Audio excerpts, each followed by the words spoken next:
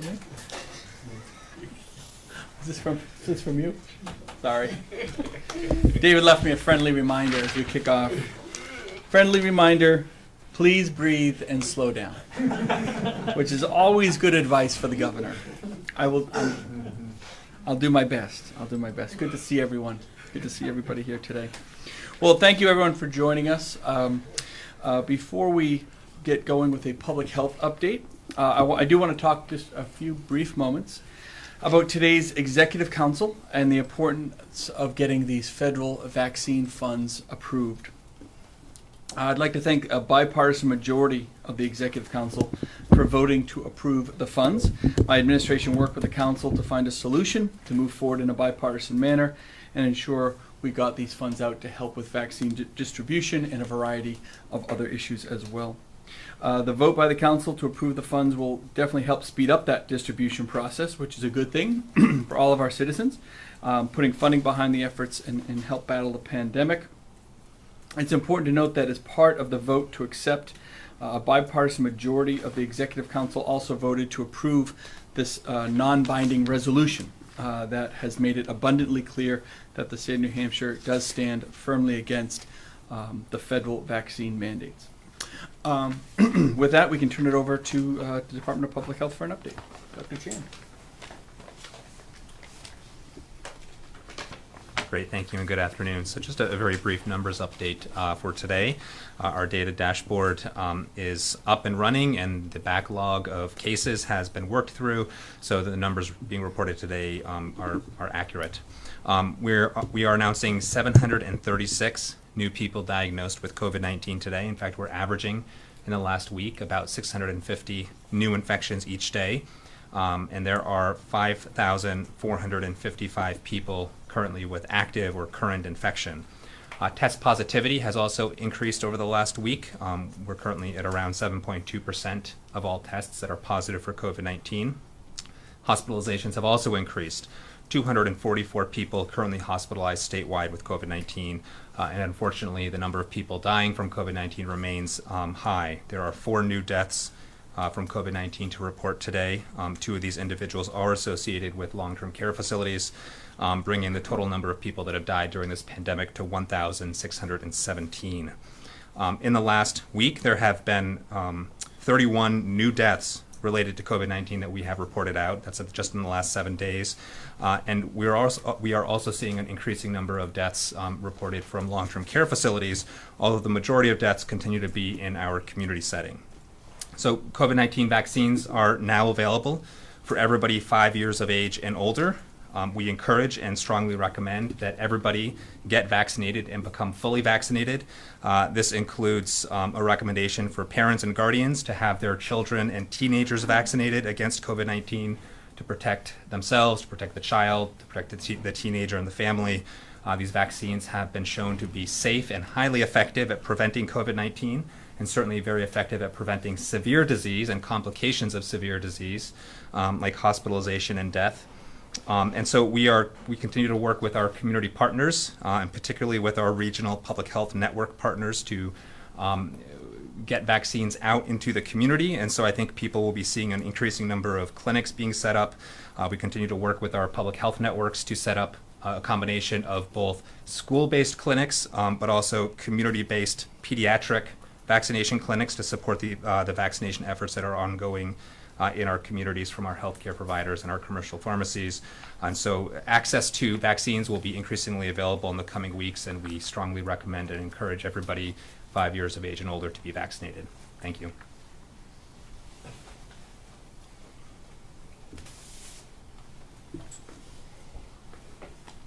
I think this message might be for me too. Just a couple of short updates. An outbreak update. We have one outbreak closure to announce, which is Riverwoods in Manchester. There are 7 new outbreaks in institutional settings over the last week or so to announce. They include Epsom Health Center, Inn at Deerfield, Maple Leaf Healthcare Center, Maplewood Nursing Home, Pine Rock Manor, Pleasant View Center, and Webster at Rye. That brings our total for institutional outbreaks to 23. As Dr. Chan said, with increasing demand for vaccines and boosters for the last couple of weeks, and we expect it to increase over the coming weeks, we do have a contract with Onsite Medical, which has a variety of different avenues to increase our vaccine output in our state. So in the next 3 to 4 weeks, we will be increasing our mobile teams from 4 to 6 teams that will be going out and setting up kind of pop-up mobile vaccine clinics. We will also start opening some fixed sites around the state through Onsite Medical. So our first 2 will be in Plymouth and in Berlin. That'll take about 3 to 4 weeks to set up those fixed site clinics, but those are the first 2 out of approximately 4 or 5 that we're going to set up for fixed sites. I think that's all I have. Thank you. Great. Thank you very much, Commissioner. As a lot of folks have seen with the data in both the COVID numbers, the hospitalization numbers, and unfortunately the deaths that are attributed to COVID here in New Hampshire, they continue to be on the rise as we feared. All of northern New England, you're seeing a pretty drastic increase in cases in Vermont and Maine, and that really goes a lot with the seasonality, unfortunately, of what we are anticipating, and we anticipate you'll see a gradual increase in some of these numbers across the greater Northeast region as we get further into fall, ultimately into the winter months. As a reminder, New Hampshire does continue to have the 4 state-run testing sites. We've gotten a lot of questions about testing. We have 4 state-run testing sites to help with the increased demand of testing, whether it be for you or your children, whatever it might be. And you can go onto our website to find out where those sites are and book an appointment to make sure that we can kind of get back in the game. We know that a lot of folks need to get tests when they are experiencing flu-like symptoms. We continue to have vaccine appointments available for the 5 to 11-year-olds, and those appointments are starting this week or have started, and a lot of the clinics will be continuing on in school districts and start in the coming weeks as well.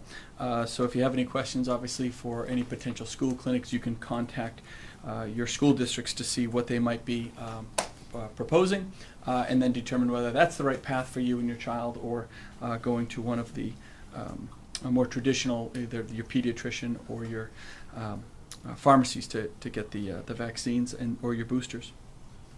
Obviously, there's a large demand, but you can always go to the website at vaccines.gov to enter your zip code to find your next available appointment. So there's a lot of website opportunity in terms of being able to find and make those appointments. DHMC, Dartmouth Hitchcock, is hosting vaccine clinics for their patients who are 5 to 11 years old this weekend, actually, at several of their locations. And they're also hosting a public vaccination clinic up at Lebanon High School this Saturday. So again, I think that's really good news that everyone's really getting into the game about making all of this much more accessible, especially as we have a kind of a push onto the system with both boosters and kids getting vaccinated at the same time. So lots of opportunity out there, but we still have a lot to manage, not just today, but in the coming months. With that, we can open up for questions. Governor, can you give us a sense of how the Executive Council came around to yes on this money that you described as crucial?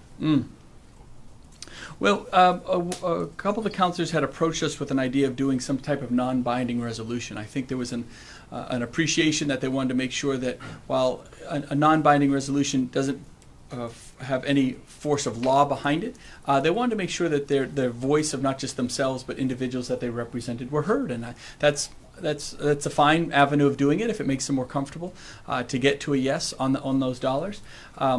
I think there was a little bit of, my understanding is there was a little bit of back and forth about what it should say, and I think they all had a little bit of input there. But when we came in this morning, it seemed that they had to come to some type of resolution. They thought they had gone back and forth. I can't speak to exactly the discussions they had amongst themselves. They were all happy to some extent with the resolution. I don't think Councilor Warmington loved the resolution, but she knew the value of getting this money across the line. So at the end of the day, it wasn't just 3 votes. You had 4 votes from Councilor Wheeler, who tends to be much more conservative on this issue, Councilor Warmington, a Democrat, the other Republicans got on board, and it was a 4-0 vote. So it was great. It really was, and it shows that there's always a way to find a solution. Just because something gets struck down, I give the council a lot of credit. They didn't back off of it. They knew that there was probably some work to be done to try to get to a yes, and the value of doing that, and they did it. And so I'm very appreciative of them working hard to get that done. They deserve a lot of credit for that. And at the end of the day, now we have the federal money isn't just being left on the table and not being used. We're moving forward with it, which is terrific. To what extent are you going to get involved or try to convince lawmakers on the fiscal committee to also approve that money, because it has to clear that hurdle as well? Well, obviously, we'll answer any questions that folks like, but I think the fact that it passed today, not just with a couple councilors, but 4 councilors and a spectrum on the on both political sides, I think gives a lot of backing and credence to hopefully allow those fiscal committee members the confidence to be able to feel comfortable moving forward on it and doing it the right way. So, but obviously we'll answer any questions and help anyone that needs some more information. We've provided all the information that we can, and my sense is that that fiscal committee will hopefully take it up and pass it in the next week or so, I think, when they meet. Do we know how many 5 to 11-year-olds have been vaccinated at this point? We don't. We don't know exactly. Look, one of the most important things the funding does is start setting up the vaccine registry. It is so vital. 49 other states have, in some ways, more accurate data than we do right now.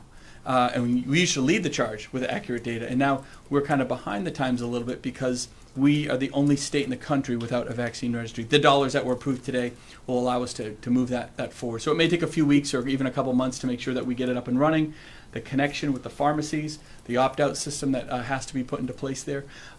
So we're going to be, it's not flying in the dark, but we're doing a little bit of estimating with some of the different data points. How many people have had boosters? Exactly how many 5 to 11-year-olds are there? We'll have some sense of it, but probably not as accurate data as we like. So we just keep pushing the message as strong as we can, responding. We have so many feelers out there, if you will, 500 different locations that are giving out vaccine.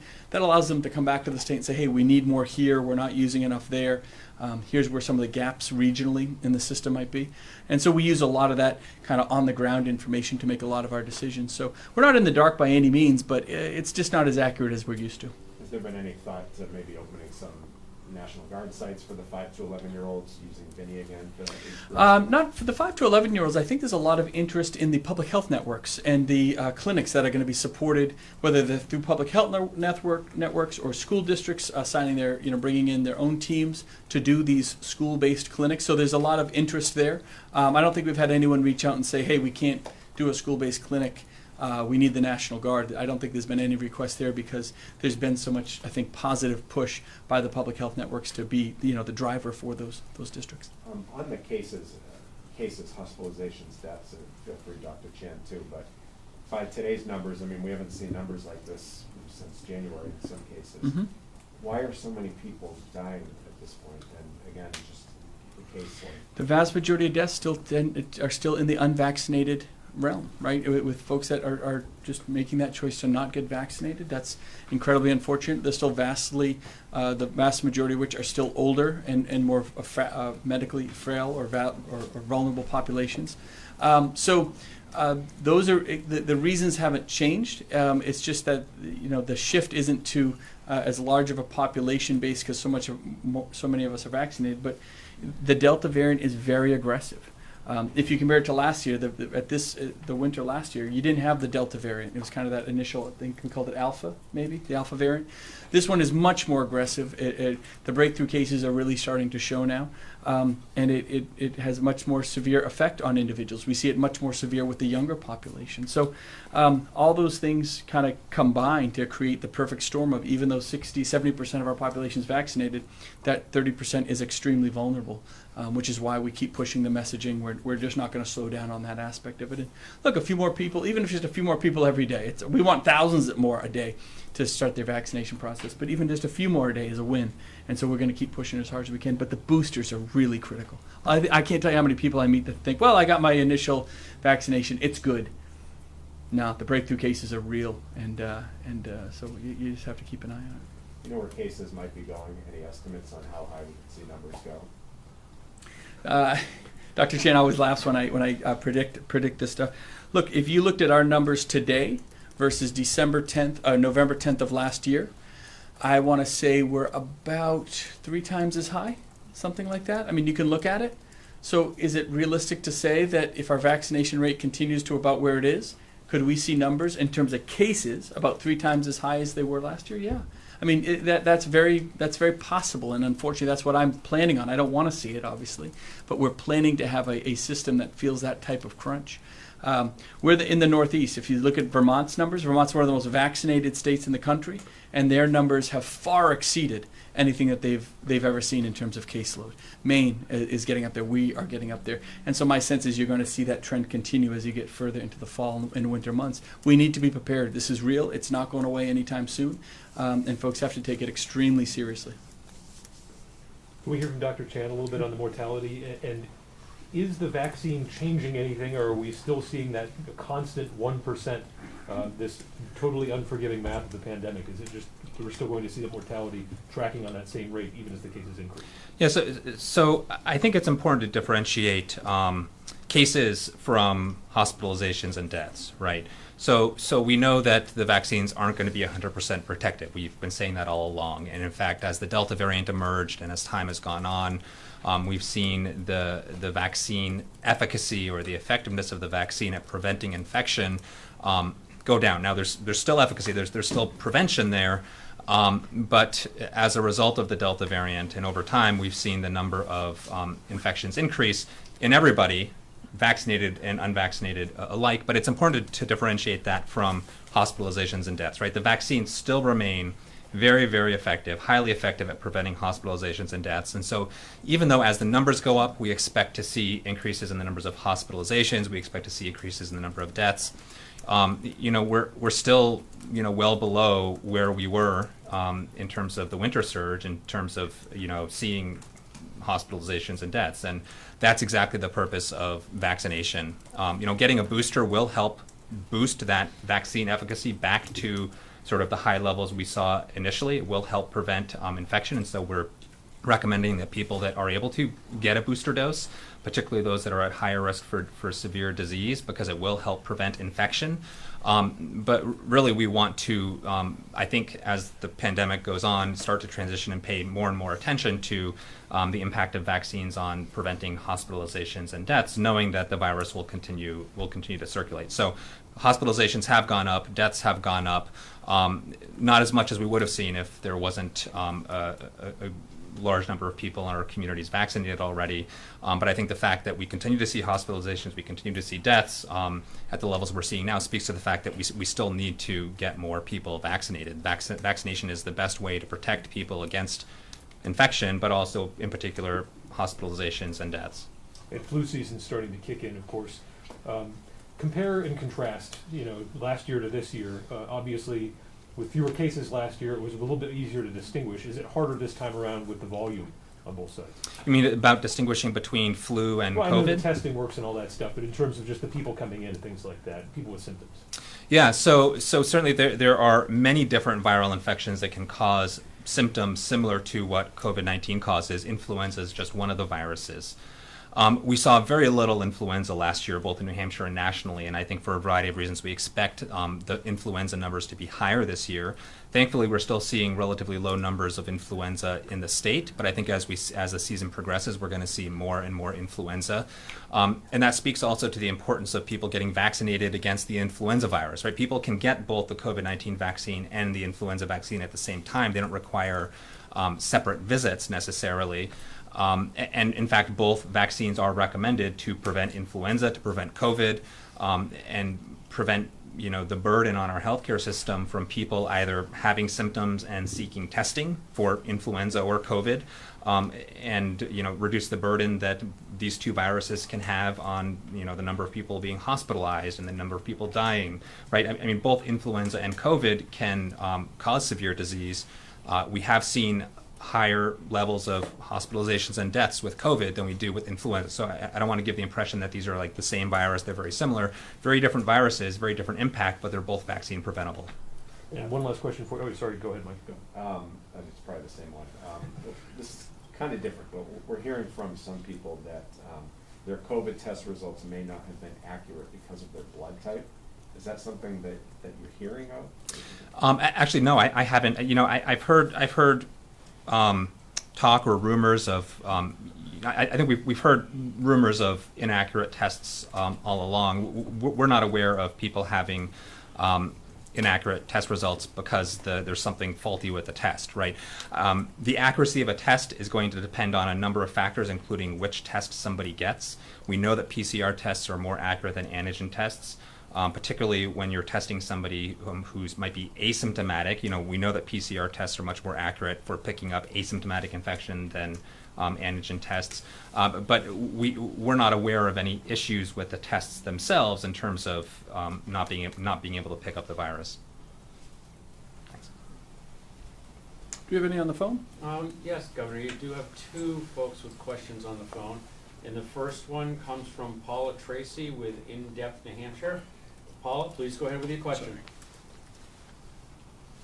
Yes, good afternoon. I was interested in the timing and the ability for the average New Hampshire child to be able to be vaccinated by December 24th. So if I have a kid who wants to get or gets the first shot today, it would likely need the second shot to be administered by like the first week of December. Then it would take another 2 weeks to be fully immunized, if I'm correct. That's about December 17th, 7 days before Christmas Eve. What I am hearing is that people are getting booked out at least a week in advance, and I'm not sure whether it's a supply issue. But what do you think about the possibility that the majority of kids in the state whose parents, I guess you have to know how many they're going to have, but would be able to access it by the holidays? And also, Governor, could you tell me, you said last week that you plan to be booster shotted. Have you been boosted? Sure. Excuse me. So, yeah, look, we want kids to be able to get vaccinated as fast as possible. Bookings are about a week out. You need about 3 weeks between the two shots. So, we want as many people to be vaccinated before December 24th as we can, but I don't think it's about December 24th. We just want as many kids to be vaccinated as fast as possible. So all that is beneficial. We went through Christmas last year without having any vaccine. For kids. We're going to go through Christmas this year with having an abundance of vaccine for kids. So one way or another, we're going to be in much better shape this year than we were last year in terms of vaccination and protecting kids. In terms of the booster, I think I'm scheduled for the booster on this Friday, I believe. Your next question on the phone comes from Allie Pham from New Hampshire Public Radio. Allie, please go ahead with your questions. Hello, good afternoon. My question is about Vinny. I believe that some of Dartmouth Hitchcock clinics you can book through Vinny. Is that going to be the case as well for the new fixed sites you mentioned? And then also, do you have a date expectation for those fixed sites getting stood up by on-site? Sure. The quick answer there is yes, I believe so, but I'm going to turn to Commissioner Chivinette for some of the details.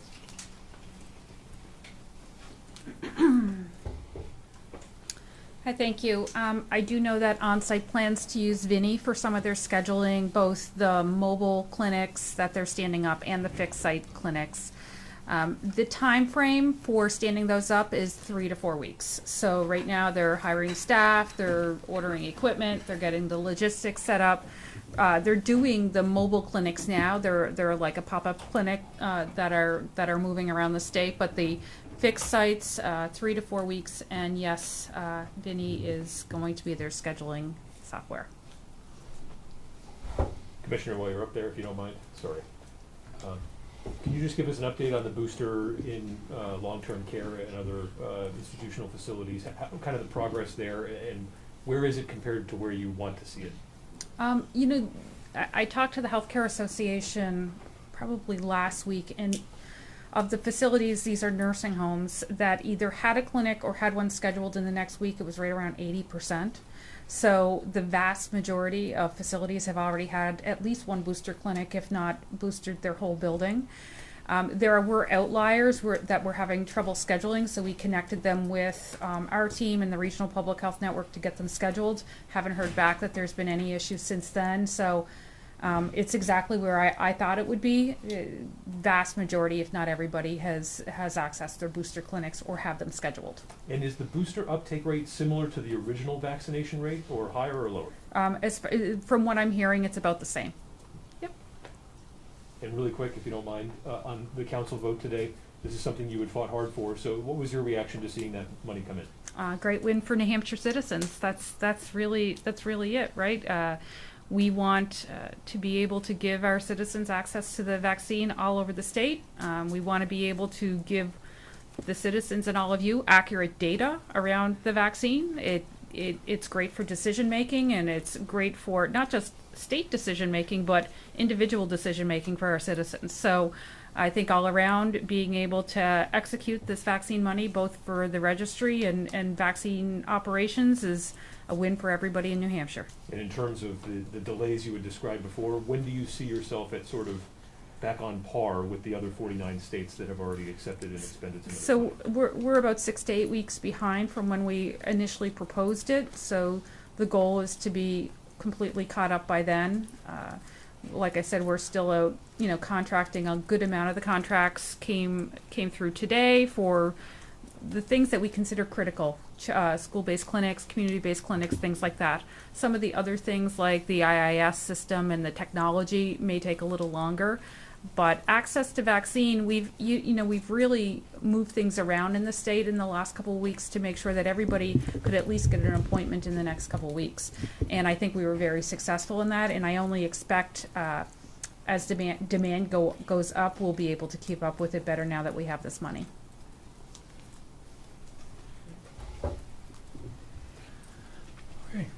Oh, Well, couple one more. more? With the Sure. $5 million you had to spend that wasn't from the CDC, Governor, are you going to have to build? No, for you. Oh, for me. Oh, Are you sorry. going to be able to backfill that in any way? I mean, because that was intended to go someplace else, right? It was. I'm gonna, I'm gonna have Commissioner Shibboleth because we were just All right. talking about this beforehand. So Oh. yeah, she can Are explain. you going to something. get your $5 million back, I guess, is the question. So, are we going to get the ARPA funds back? No. But what we are going to do, not directly, so what we're going to do is we don't want to leave that $4.8 million on the table because that would be typically sent back. So DHHS and Public Health will go back this week, and this money goes out till 2023. So this is not short-term money, right? We're going to have additional needs in the future that we'll be able to use this $4.8 million for. So we are going to modify our work plan and send it into the CDC for approval. And hopefully at the next council meeting, we'll be bringing back that $4.8 million for accept and expend of federal dollars, and we'll be using it for different purposes. So it doesn't go back in, but gets repurposed to where the needs are. All set here, sir. Okay. Oh, good.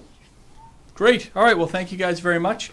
Again, just get your booster, get your kids vaccinated, get yourself protected because the rise is really here. If you look at some of these, not just our numbers, but the states around us, everyone's increasing, and unfortunately will likely keep increasing with some of these COVID numbers, for at least into the coming weeks. But we want people to be safe as we enter the holiday season, so there's still plenty of time to get vaccinated and get your booster. So thank you guys so much.